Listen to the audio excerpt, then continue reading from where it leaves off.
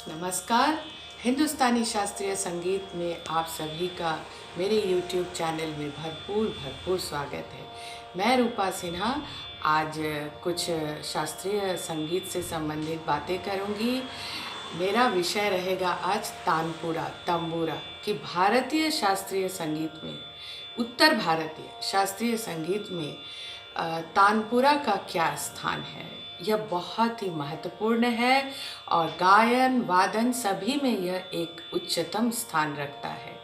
और कैसे हम इसे छेड़ते हैं, कैसे इसे मिलाते हैं एवं इसका रूप स्वरूप के बारे में आज हम बातें करेंगे और चर्चा करेंगे। क्योंकि हम गायक कलाकार जब शास्त्रीय संगीत की प्रस्तुति करते हैं या गाते हैं या रियाज करते हैं तो तानपुरा कितना सहायक सिद्ध होता है हम कलाकारों के लिए, इस पर आज हम चर्चा करेंगे। क्यों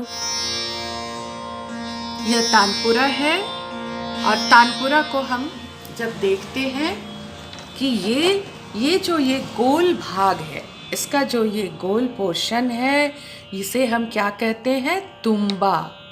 तुम्बा क्या चीज़ से बना हुआ है? लौकी यानी कद्दू।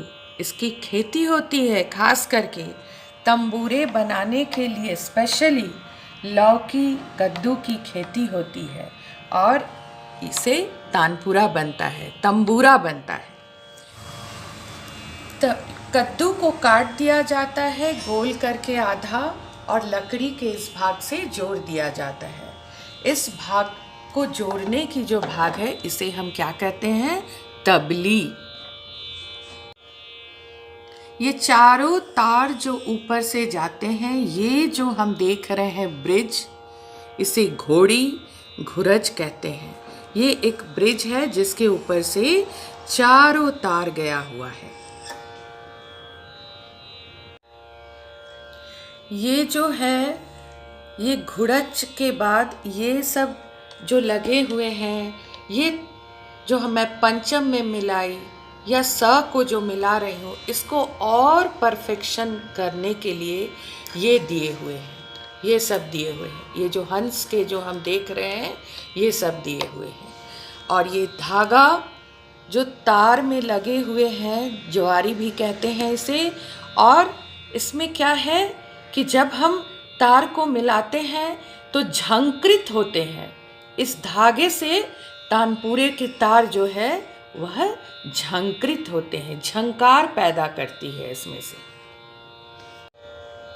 ये जो तार आई हुई है पूरा ऊपर तक, अब इस खूंटी में इसे बांध दिया जाता है। खूंटी से यह बंधा हुआ है, इसी से हम सब ढीला करते हैं या टाइट करते हैं, जिस स्वर में मिलाना होता है। ये खूंटी, इसको ऐसे घुमाने का, इस तरह से। ये ऊपर हमेशा 2 नट होते हैं और साइड में 2। ये 2 नट ऊपर होते हैं और साइड में 2 होते हैं। ब्यूटिफिकेशन के लिए अगर इसमें फिर जैसे लोग गायक कलाकार जिस तरह के ब्यूटी चाहते हैं, फिर इसमें ब्यूटिफिकेशन कर दिए जाते हैं। ऐसे ही तानपुरा होते हैं। और तार के बारे में मैं बताऊं, तानपुरे का जो 4 तार है, 4 तार में अंतिम तार जो है वह पीतल का है और ये शुरुआत के 3 तार जो है यह लोहे के तार हैं। सबसे पहला तार हम पंचम में, अगर पंचम स्वर है उस राग में तो पंचम में मिलाते हैं। अगर मध्यम स्वर उस राग में प्रयुक्त होते हैं तो मध्यम में मिलाते हैं। और अगर पंचम मध्यम दोनों नहीं है तो हम निषाद में मिलाते हैं, जैसे राग मारवा, सोहनी इत्यादि। इसी तरह से तानपुरा के तार को हम मिलाते हैं। अब मैं बताती हूँ कि हम कैसे मिलाते हैं। जैसे इसे मैं अब पंचम में मिला रही हूँ।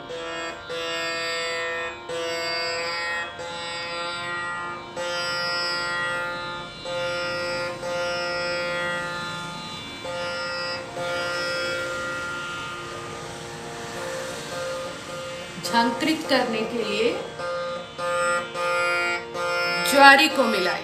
इस ज्वारी को, धागे को, और परफेक्शन के लिए इस नट को थोड़ा टाइट किया। मैंने इस तार को पंचम में मिलाया। पहला जो है उसे मैंने पंचम में मिलाया। पंचम में यह मिलेगा, नहीं तो ये मध्यम में मिलेगा, नहीं तो निषाद में मिलेगा। ये मैं फीमेल तानपुरा की बातें कर रही हूँ, मेल तानपुरा की नहीं, मैं फीमेल तानपुरा की बात कर रही हूँ। और इसे मैं ए शार्प में मिला रही हूँ। ये पंचम मैं मिलाई। अब मैं षडज मिला रही हूँ, तार का, तार षडज।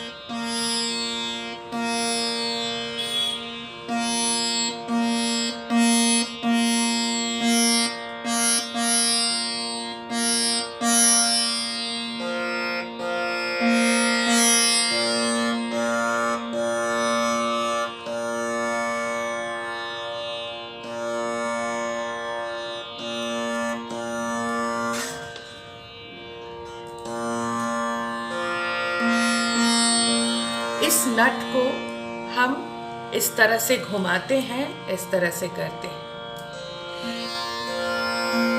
ये तानपुरा मिलाना जो है हम प्रारंभिक शिक्षा लेते समय ही नहीं कर पाएंगे। तानपुरा को बांधना या छेड़ना हम नहीं कर पाएंगे। लगभग 2 साल, 3 साल, 4 साल जब परफेक्शन होती है सुरों की, स्वरों की, तभी हम इसे बांध सकते हैं, इसे मिला सकते हैं। और अगर बहुत छोटे बच्चे हैं तो एक तो उनके हाथों में वो ताकत नहीं होती इस नट को टाइट करने की, बांधने की, या फिर इधर से तार को मिलाने की। लेकिन संगीत में जब परिपक्वता आती है तभी हम तानपुरे के तार को मिला सकते हैं, कर सकते हैं। और जब तानपुरा सुंदर से मिल जाता है तभी जो गायक हैं, कलाकार हैं, इतना अच्छा से सुरों को छेड़ते हैं। तानपुरा छेड़ने के बाद देखिए बहुत मन लगता है। फिर बैठने की प्रक्रिया भी इसी तरह की है।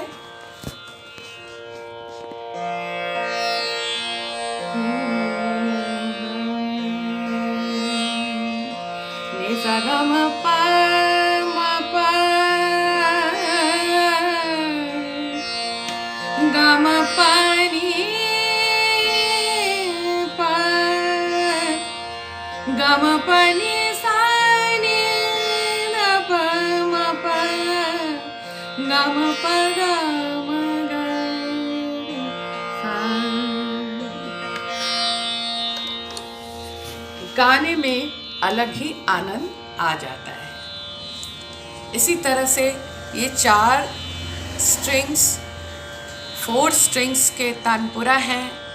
इसी तरह से देखिए ये 6 स्ट्रिंग्स के तानपुरा हैं। 6 स्ट्रिंग्स में भी वही बात है, पहला पंचम है और बीच के चारों तार जो है, बीच के चारों जो हैं वह तार सप्तक के हैं और अंतिम जो है वो खड़ज के। अंतिम तार खड़ज का होता है तानपुरे में। शुरुआत पंचम या मध्यम से हम मिलाते हैं। बीच का जो तार है वह तार सा है दोनों, और अंतिम का जो तार है वह खड़ज का तार है। ये तो तानपुरा की बातें मैंने की।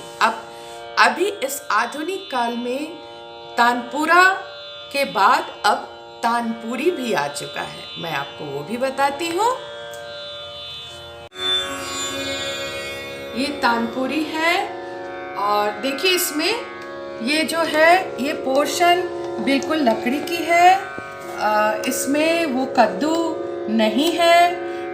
आधुनिक काल का यह तानपुरी और सेम थिंग है, वही 4 तार का है यह, और सुंदर मॉडल में, बिल्कुल लाइट वेट में है, जिसे कि छोटे बच्चे भी इसे कैरी कर सकते हैं, देख सकते हैं। और इसकी मिलाने की विधि भी वही है। मैंने इसे बनवाया है अलग से सी शार्प स्केल में, फीमेल के सी शार्प स्केल में इसे बनवाया है। बिल्कुल उसी तरह से इसमें भी जवारी है और इसी तरह से घोड़ी या घुरच बना हुआ है। ब्लैक मॉडल में है यह और 4 इसके भी खूंटी है।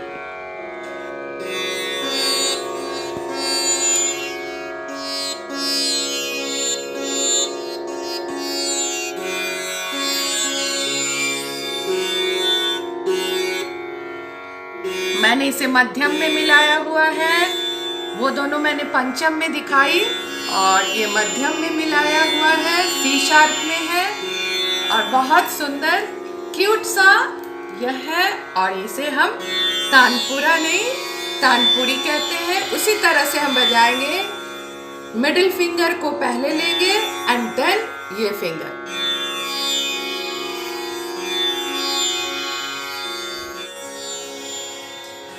आप देखिए, जब हम इसे छेड़ते हैं और इसे छेड़ने के बाद एक ऐसा महसूस हो रहा है कि जैसे कोई बुला रहा है। ये round and round and round ये जो सुर है यह घूम रहा है अपने कानों में। ये गोल गोल घूमते जा रहा है। देखिए, आप भी इसे महसूस करेंगे। गोल गोल घूम रहा है और लगता है जैसे कोई बुला रहा है।